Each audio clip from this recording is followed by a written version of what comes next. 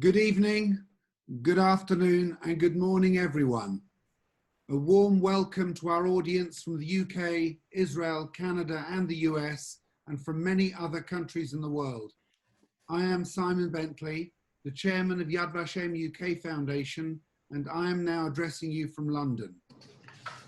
This lecture has been sponsored by Fran and Ed Sonshine in honor and loving memory of Frida and Irving Leibovich. Fran Sonshine is the national chair of the Canadian Society for Yad Vashem.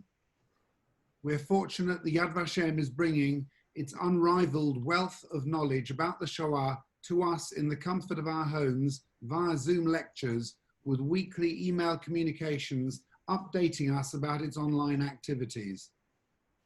The Yad Vashem website, accessible on yadvashem.org, is an incredible educational and research resource which is highly recommended. One can listen to lectures, read articles, attend courses, and access from 3 online databases. Today, we have the privilege of hearing Dr. Eyal Kaminka, Director of the International School for Holocaust Studies at Yad Vashem, who will be speaking on the topic, Challenges of Holocaust Education, a Global Perspective. Dr. Kaminka is a published author, lecturer, and educator. He leads Yad Vashem's International School for Holocaust Studies in developing educational approaches to teaching and learning about the Holocaust in more than 60 countries, working at grassroots, policy, and intergovernmental levels worldwide. We look forward to a fascinating and highly informative presentation on the present challenges of Holocaust education from the global perspective. Dr. Eyal Kaminka, over to you.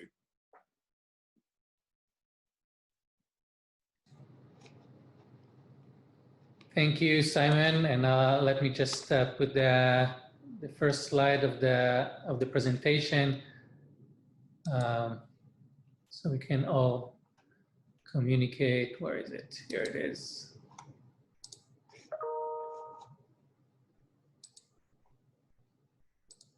All right, so just tell me that you see the presentation on screen. Wonderful. We do. So, thank you very much. And together with me, there is Jane Jacobs from the International School for Holocaust Studies at Yad Vashem. She will help me with the communication, the written communication in the chat, because probably I will not be able to talk and view the chats in the same time. So thank you, Jane, for being here today and joining me in this lecture. So thank you very much, Simon, for the introduction, and thank you everybody for being here. This is probably going to be, it's not a lecture, I don't know if it's a lecture, it's kind of more of a meeting. I want to speak about a lot of topics and also answer questions as much as I can, as much that the time will permit. However, I'm probably going to get out frustrated from this event. Hopefully you will too, because there are a lot of topics to discuss and a lot of information. And I kind of put 3 different lectures in one item. One lecture is about general perspective of education in the 21st century as a whole, where it leads, where it heads. The second lecture is about Holocaust education, and the third lecture is about what can we say about the COVID-19 and how does that affect our current state of education. So because these are 3 huge topics, I will give some highlights. It will be frustrating because we will not be able to dive too deep into every topic that I will raise, but I will raise some of the topics, hopefully a lot of questions and things to ponder about. Okay, so let's move from here. The first thing that I want to say is that we have a lot to discuss about Holocaust education in a normal year. Let's take 2020, for example. So up until February, the 2 first months was a normal year. But we cannot truly discuss education today without reflecting and without addressing 2020 after So 2020 before COVID-19 and 2020 after COVID-19. The first part of my talk today will address 2020 before. So in general, what are the major obstacles or challenges that we face with a global view when we talk about Holocaust education? So TLH, it's a very complicated journey. TLH, teaching and learning about the Holocaust in our century. When I see or when I talk about the many challenges and obstacles that we have when addressing this topic, I can put them all together, generally speaking, in four categories. One is time-related challenges, and I'll speak briefly about every category. The other is the global trends that we need to communicate with, subject-related challenges, and of course, technology. But before I continue, I'll say one sentence about TLH in the larger context of education in our century, because this is only part of a bigger picture. And the bigger picture is that education in our century today is very much confused, unclear, and perhaps even lost a little bit, lost in space.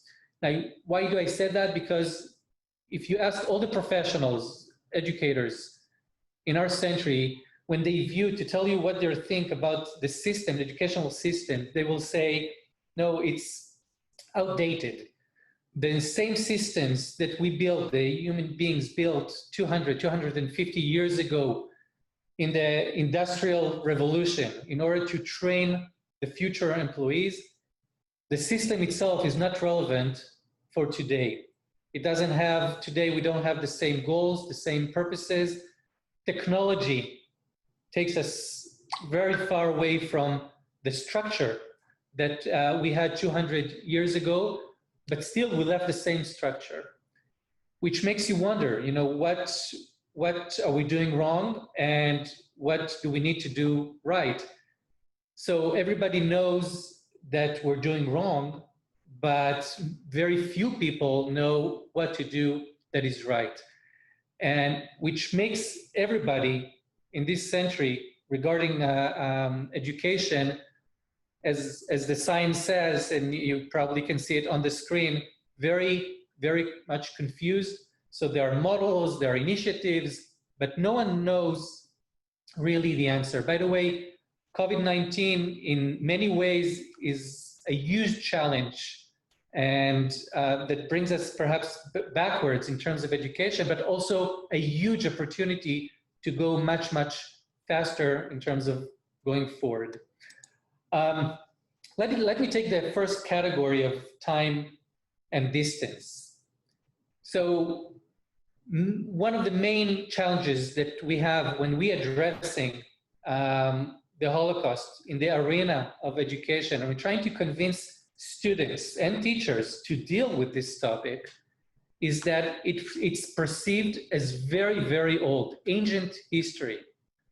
It's funny because it happened only 70, 80, 90 years ago. If we're talking about the Jewish life before the events, the killing started 100 years ago. So it's still fresh. We still have survivors, but still it's perceived as something very old. It's perceived as black and white photos, not relevant to me. It's perceived as in another continent, it's not relevant to me. So the word relevancy is very much tied with viewing the Holocaust and stating that it's not relevant. So what is relevancy? And people state that it's not relevant for them because it's too old or it's too far away in another continent, because they interpret the word relevancy as relating to the word closeness, close in time or close in distance. So an event that happened yesterday is probably more relevant than something that happened 2 years ago. Something that happened in my neighborhood is more relevant than something that happened across the sea. And this interpretation brings people, students, teachers, systems to view the Holocaust as something that is not relevant. Perhaps it's a Jewish story, it's not relevant. Perhaps it belongs to my great-grandfather, it's not relevant. It's a European story, it's not an American story. Why do I care? By the way, in an era where you switch your iPhone every year or 2 years because the previous one is too old, right? What would you say about an event that happened 80 years ago, or more accurately, it happened last century, or more accurately, it happened in the previous millennia? It's just beyond my reach. As my kids used to say, it's even older than the 90s. So it's very, very, very old in their perspective. Okay. Now this is something that we need to convince people to jump over this gap of perception. And we have another interpretation of the word relevancy, which I will address later on. I didn't talk about the first generation. Of course, they're still here, and we wish them many more years, but it's harder and harder to get a survivor to testify in front of a group. And as human beings, we place so much importance on eyewitness. Our systems are the whole systems are built on eyewitnesses. When we go to court, we wish for witnesses to come and tell us what they saw. So there is a huge advantage of a person that says to you, I've been there, I saw it with my own eyes. We hardly have these people around us. And this is a huge educational challenge. Let me go to the next set of challenges, and these are global trends. So there are the obvious ones, right? The rising anti-Semitism, neo-Nazism. I can talk for hours about competing narratives. People that talk about the Holocaust, but they reduce the size or the size of the Holocaust, or they're calling to many events as a Holocaust. I will address that more later on. In general, we can see in the 10, 20, 30 last years, rising borders. It's funny to see it because there are two contradicting phenomena. One, the world is becoming closer and becoming a global village, as we say. And the other phenomenon is that the borders are starting to rise again. We can see it very clearly in the time in their area of COVID-19, where countries are closing their borders. And with the closing of borders, there's always a rise of racism, of xenophobia, of hatred for the other group. And together with that, anti-Semitism, of course, which makes it very hard to teach about the Holocaust. So these are the things that we know, but I want to emphasize another global trend which affects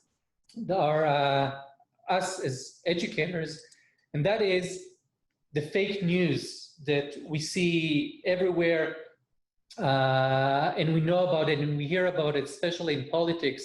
So the internet is full of fake news and fake data, which brings people to misconceptions and preconceptions about all sorts of things. When it comes to education, we need to understand that students that come to the class, they already are exposed to a lot of information, and much of this information can be twisted or distorted or fake.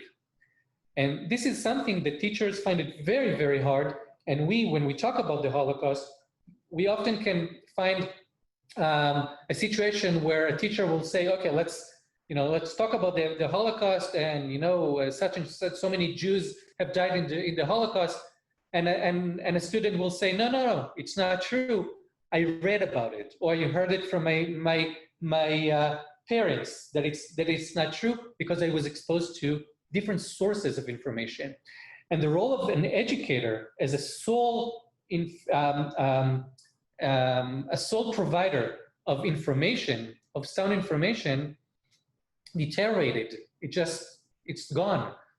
Students see the teacher as one more of information source, and they go to the internet and they go to other places. Let me give you a concrete example, and actually you can even try it while I'm speaking. So when you type a Google search inquiry, the Google will suggest different ways of completing your sentence. Okay, so if you Google, I want to, and then Google will say, give you all kinds of suggestions according to a code and according to popularity.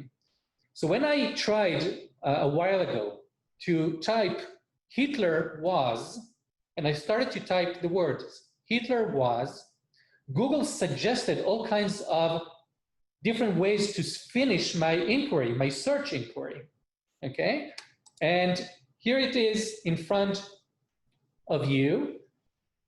Perhaps it's too small, so I'll make it larger, but while I'm talking, by the way, you can try it. If you have a computer, if you're on the phone, it's harder, but if you have a computer, you can type Hitler was, and I invite you to share on chat with everybody the bizarre things.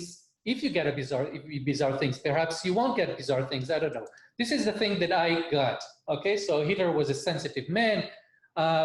For all the British people here in this lecture, do know that Hitler was a British agent. This is what Google offered me right now. Hitler was Australian, so I don't know if it was a British agent or Australian. He was asleep on D-Day, all kinds of things. And I was a student. When I get into this arena of so much information, and so much information is distorted, I don't have any tools to differentiate between right and wrong, between true and not true. How can I do that? Okay, and this is a huge problem that we have when we bring the subject matter of the Holocaust to the classes. All right. The third set of challenges is actually belongs to the subject matter of the Holocaust. Now I will say, presumably a good thing. The Holocaust, in many ways, became a symbol for evil, a symbol for something that we even have the slogans, never again, right? It relates to the Holocaust. In some countries, the Hebrew word for Holocaust, Shoah, became an accepted term. I know that they use it in France, in other places as well. So for many people, the Holocaust became so known that it became again a symbol for evil. When you want to say something evil, you can use the word Holocaust.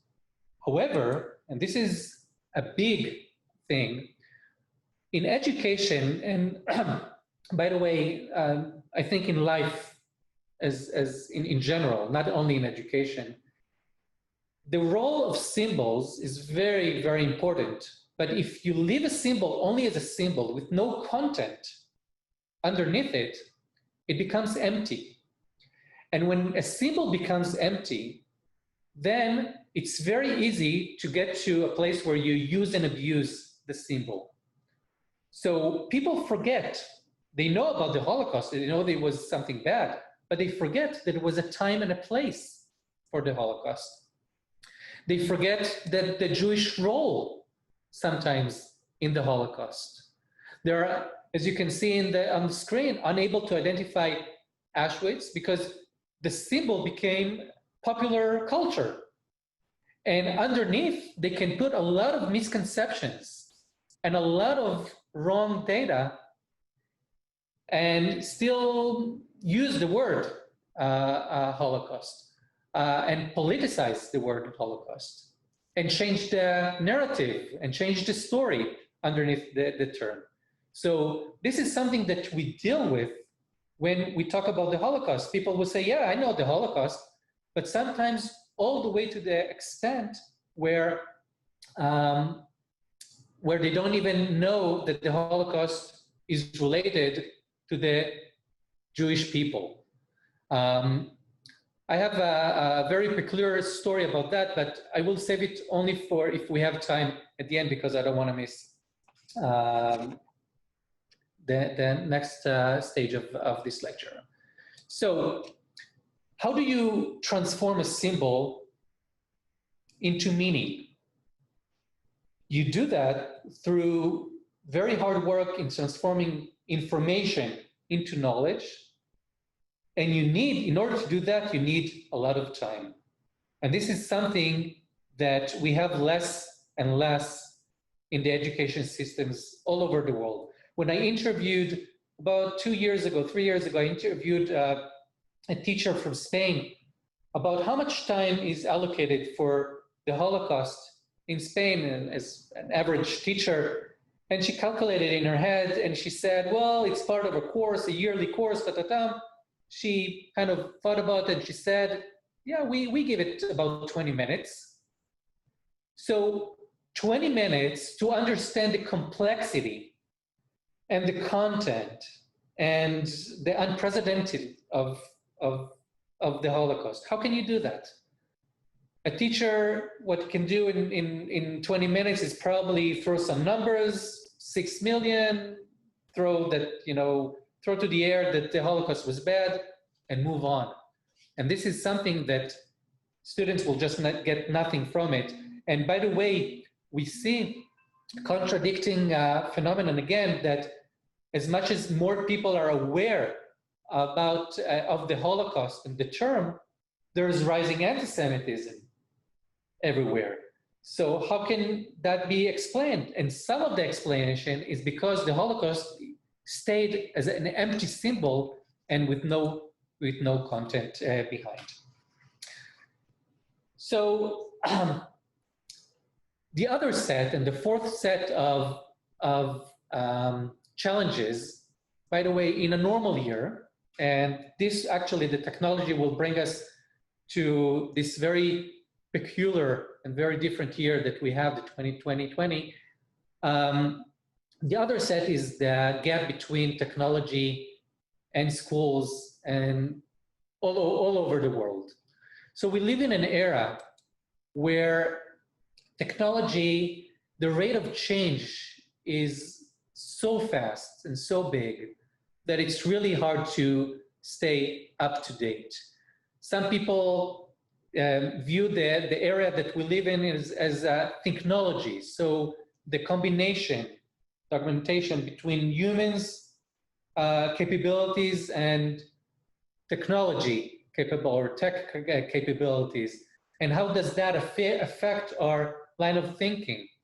For example, the students, or I'm Generation X, okay, and probably in the audience there are Generation X, also baby boomers perhaps, and we're used to think in a linear fashion because we were brought, when we were raised, we were brought on books, and books are written in a linear fashion. So it's a combination of letters, and a word leads to a word, and a sentence leads to a sentence, and you start reading a book by reading the first chapter. But today, students don't think that way. They think in a more horizontal way of thinking, in a spatial way of thinking. So they think when they're using their hands by click, or they're thinking visual, and it's a very, very different way of thinking. They wouldn't mind start the discussion by reading chapter 3 or chapter 5. They don't even understand why do you need chapters, linear chapters, because everything that interests you, just click and there's a different world, a huge world that appears in front of you. So this kind of thinking is a challenge in general in terms of education.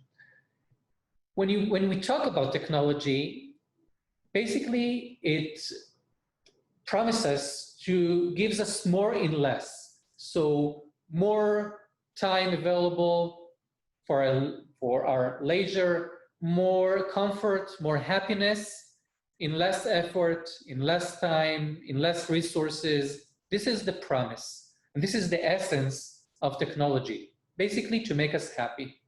But what is the meeting point between technology that saves us time and wants to make us happy and a subject matter as the Holocaust that is not happy, that wants to make us even anxious?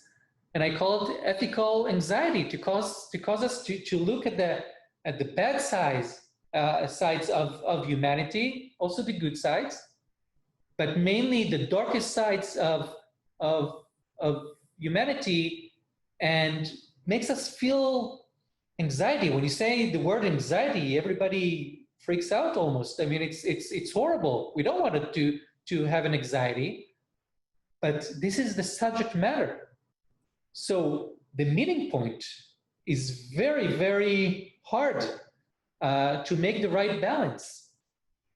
Something that is fast, something that demands time, something that wants to make us happy, and something that wants to make us think and ponder and feel, I don't want to say feel bad, but feel anxiety. What do you do with that?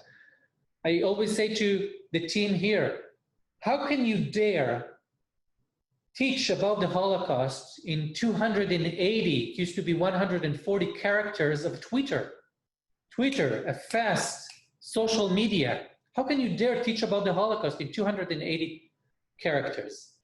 That's the first question. The other question is, how dare you not? And the balance between these two questions, this is the hard point, the challenging point for us as educators.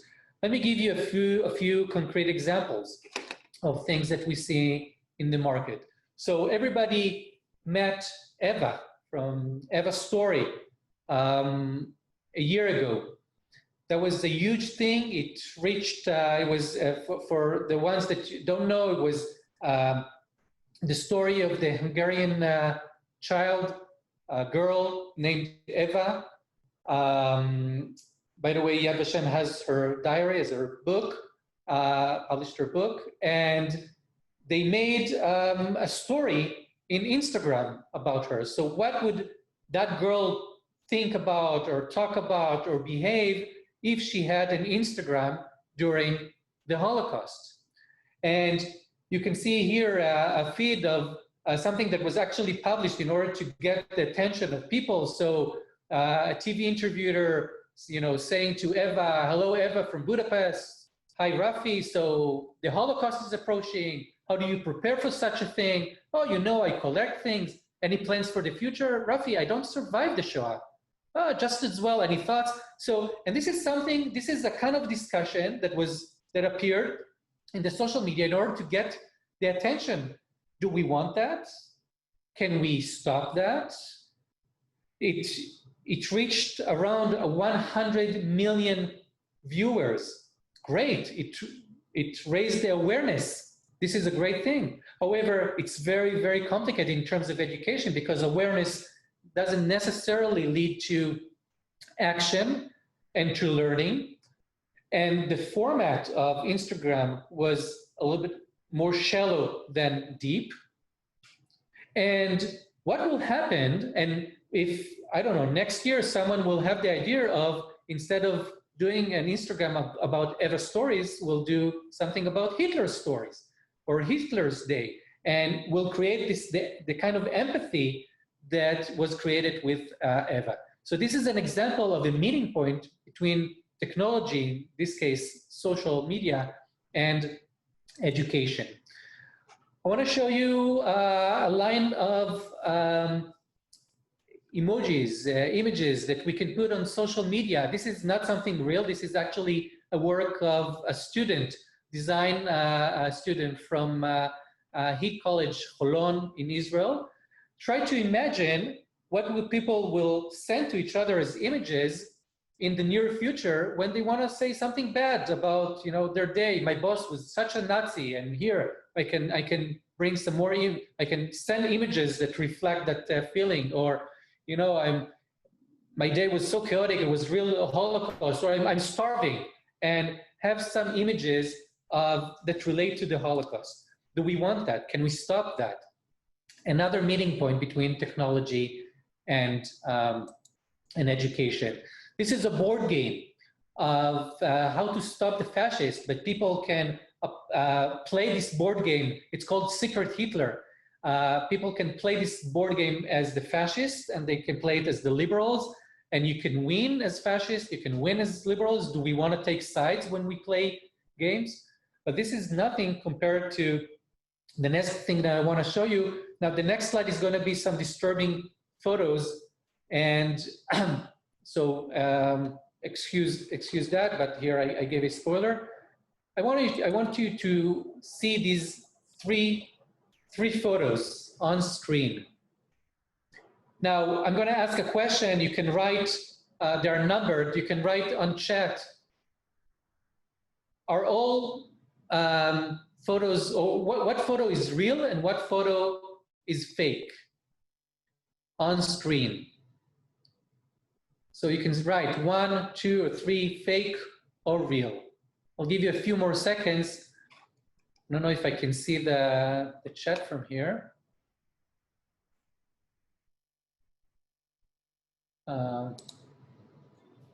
Eyal, we have a mixture. We have all real, all fake, 3 is fake, 1 and 3 are real.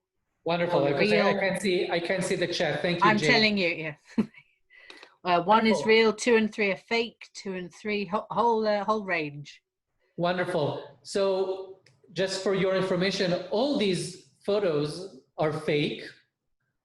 They look very real, but they're all fake, and they're all taken from this game. It's Call of Duty World War II. And in my lectures, usually I show a trailer of the game. It looks very, very real. I can't show you today the trailer because of the format of Zoom, but these are all taken from a video game. And the kids actually play and they have fun, and it's the Holocaust and World War II is very, very exciting. What do you do with that? Because kids, when they come to the class, they already have that in the back of their mind, and it's another source of information. So maybe I'll talk a little bit more about that if we have time. If we have time later on. I want to move to 2020 after, because we just, in many cases, or many aspects, I'm sorry, we placed the dynamite in cracks that we have, but we kind of ignored in Western society, and the dynamite exploded. And of course, I'm talking about COVID-19. It exploded in terms of geopolitical aspect. It exploded in our face in terms of the workforce. Many changes we experiencing right now that affect us right now, they will affect our future in many aspects. I can tell you, in terms of the politics, there is a huge fight between global and local. So these two phenomena, as I said before, they existed before, rising the borders and narrowing the borders or lowering the borders. But with COVID-19, it accelerated. And now countries are fighting and closing their borders.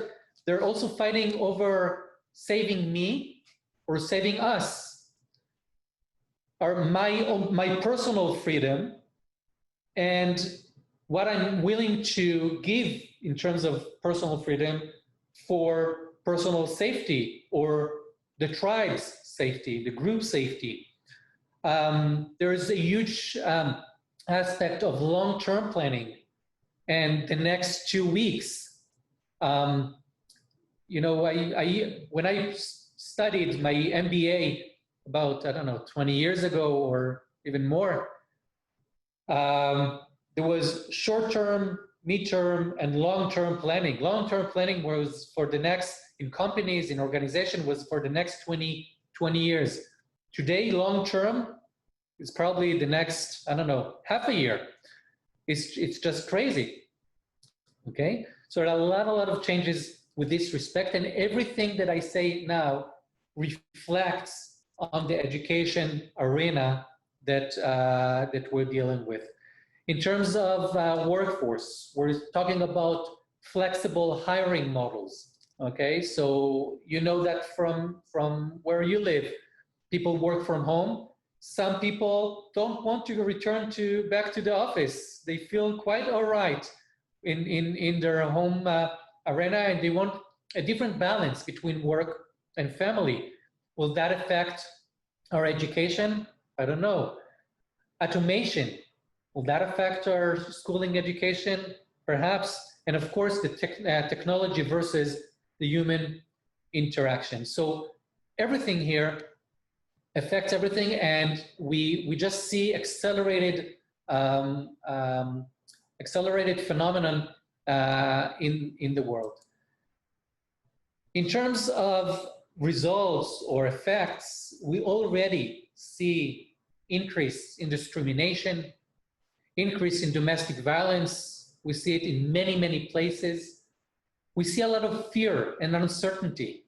And when you have fear and uncertainty in a society, it's always a bad foundation for worse things to come.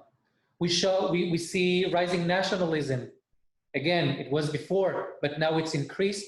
And together with that, of course, anti-Semitism, et cetera, the death of privacy. In many countries, the governments, they get bigger, they want more budgets to the government, they cut budgets for other things, and they also penetrate our privacy. Again, in many places, this is all very complicated in terms of society, in terms of education. I was talking about anti-Semitism and politicization. So we see anti-Semitism in many areas of life, including things that we didn't even imagine that they would penetrate, like Black Lives Matter, but in other things as well. Again, it's the fear, it's the uncertainty, and together with that, all the racism and xenophobia, et cetera. In terms of education, we're expected to see a lot of changes in terms of physical changes, budgets, learning process, of course, the atmosphere, and even the goals of education. So this is some of the fears, but also some of the opportunities. In terms of physical changes, we have to understand that close to 1.5 billion students, kids were affected by COVID-19, were closed in their homes, didn't get the proper in parentheses, or the traditional education that they used to get. This is a map from UNESCO. You can see the effects all over the world of schools that shut down during the last few months. In terms of budgets, education becomes very expensive. So in one hand, more money needs to go to education in order to buy computers, in order to build the infrastructure for online education, in order to get smaller, to teach in smaller groups. I know that in Sacramento, for example, in the districts there, Sacramento, United States, it took them a while in order to get prepared for online activities. Some of the preparations were to buy a computer and to hand over a computer to every family, so everyone will be equal in terms of the opportunities and their way and their ability to communicate online with the school. There will be less budgets in philanthropy, less budgets for teachers training, for other things in education, because the infrastructure is going to be very expensive. And of course, health and security is going to rise above everything else. Education in terms of the processes, of course, we're going to see a lot of online. We're going to see small groups. We're going to see a lot of technology penetrating. But as Williamson said, the future is here, but it's not evenly distributed. So we'll see it, but not evenly in terms of societies. I'm talking about technology. I will talk a little bit more about technology in a minute.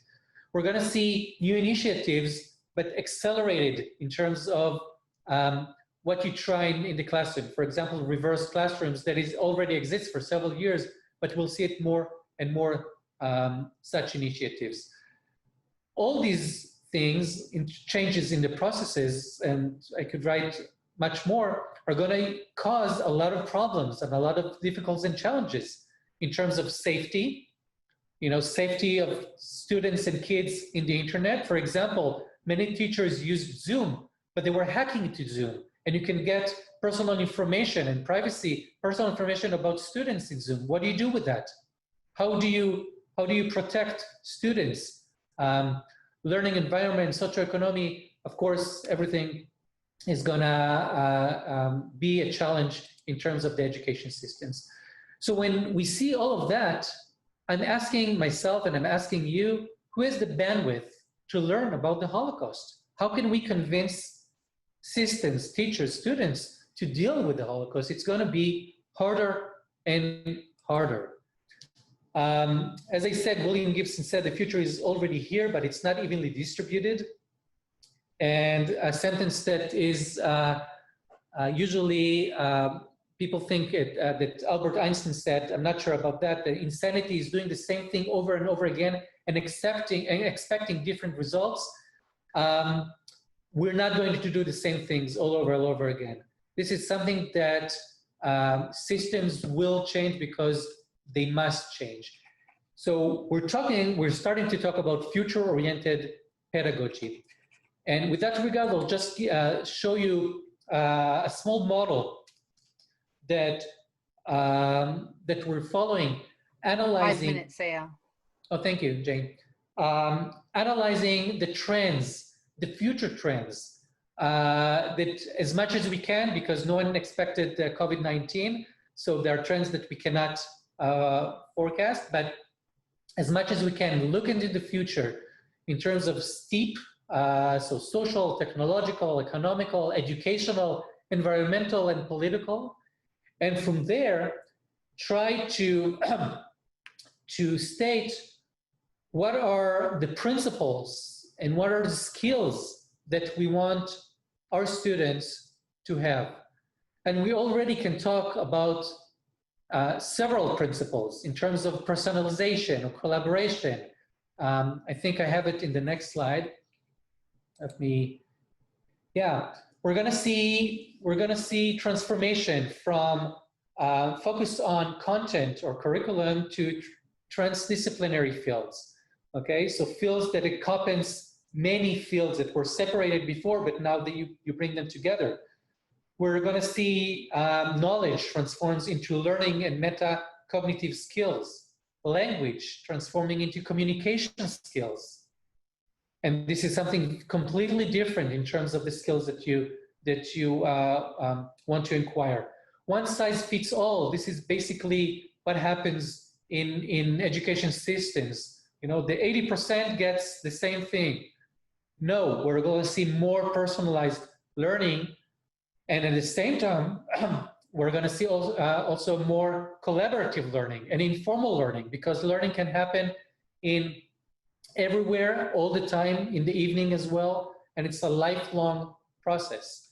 So COVID-19 accelerated or will accelerate some of the things that we already saw 10 years ago, 5 years ago. It's going to move us and push us faster to the future, because there is no alternative. We will just need to get there. We will use models like SEMR, which We need to use technology very carefully. It's not using technologies just for the sake of technology, but what it can substitute, how we augment technology in the things that we do, and how can we use technology in order to modify the things and even to redefine the process of education that we have. And in terms of skills, when we look into the future, 3 sets: the set of what skills we need in order to have globalism, okay, so the global village in terms of culture, language, communication, intercultural learning, etc., etc. What sets of skills we need in terms of management skills in areas of uncertainty, so critical thinking and planning skills and decision-making skills and goal orientation. All these sets of skills are going to be much deeper. We're going to dive much deeper into that. But at the same time, we will need to focus on ethical proficiency, on bringing meaning for students, talking about ethics and values, and talk about identity and manage multiple identities as we all have, because all of us are citizens of the world, but also citizens of a country, of a nation, of a tribe, of a family, of a community. And these multiple identities, we need to manage them in some way. And these skills we will need to inquire. So to end this part of this talk, is teaching and learning about the Holocaust still relevant?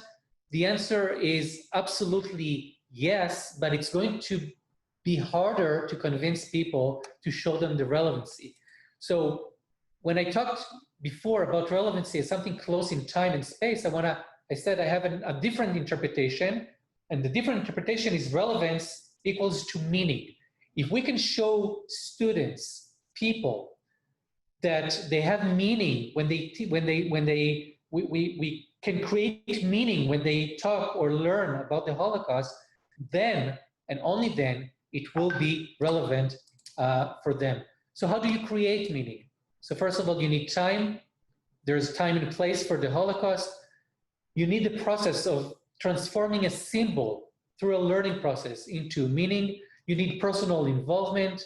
Of course, you need age appropriateness and other considerations in terms of education, but you also not be afraid of creating ethical anxiety. You need to talk about ethics. Holocaust is relevant to all these slogans and titles that you see on screen: the ethical proficiency, the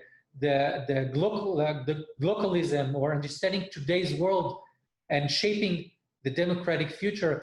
These are all things that we teach about and we talk about when we present the Holocaust when we teach about the Holocaust to students. So basically, that's it. I rushed through things, I know, and I apologize for that, but I tried to give kind of an overall view with a lot of information about where we're at right now and where it's going to lead in the next future. The only thing that I can end with is that education today is really for an unknown future. So we could have said that 10 years ago, 20 years ago. I think it's more relevant than ever that the future is unknown, but we need to prepare for that. Thank you.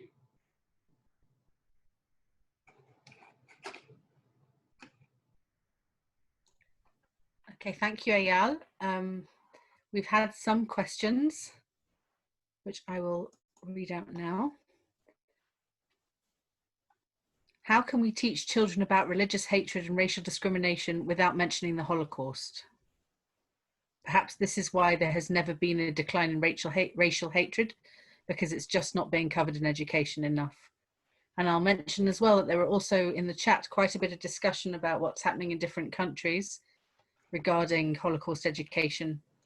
And in the list that we will send out to the list of links and information that we'll send out to everybody here after this lecture, we'll also include email addresses for people to contact us, because we do a lot of work in many of the countries that are represented here this evening. Thank you, Jane. Yeah, I think the Holocaust is, we need to understand the Holocaust was done by people, to people, by the Nazi regime and their assistance to the Jewish people.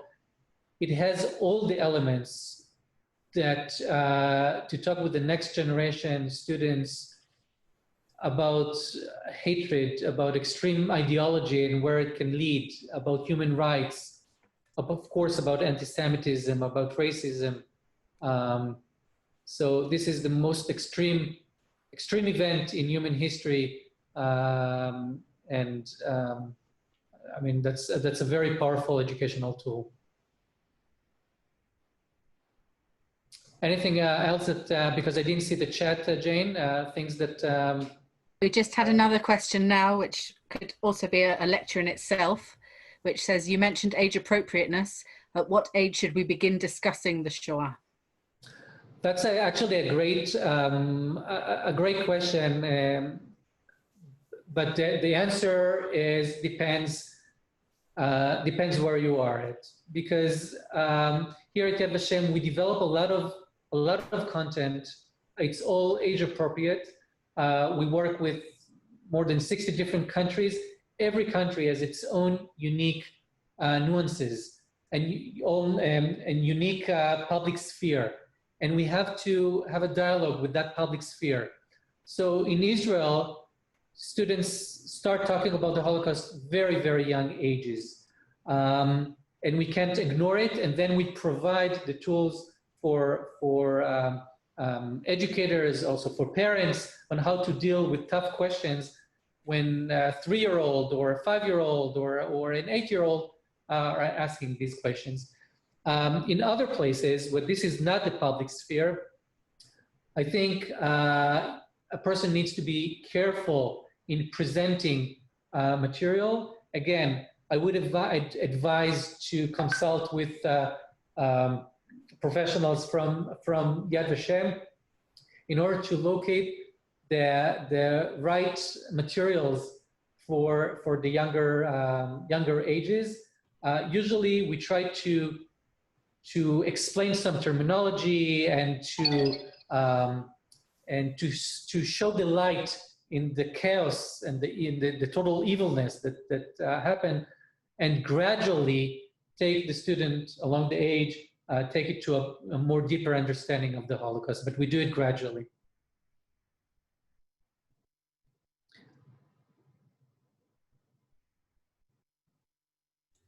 Okay, and aside from that, we have many interesting feedbacks from the participants and also requests for our links, which we'll be sending out of our different online courses and age-appropriate resources.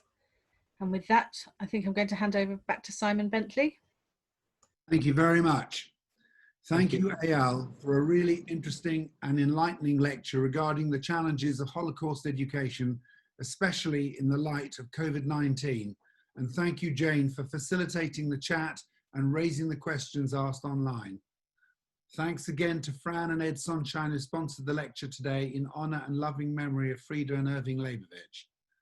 Thank you to all who work tirelessly at Yad Vashem, and in particular today, the International School for Holocaust Studies, the only school of its kind in the world with a dedicated staff firmly committed to Holocaust education. We all look forward to Yad Vashem reopening its doors to the public in the near future.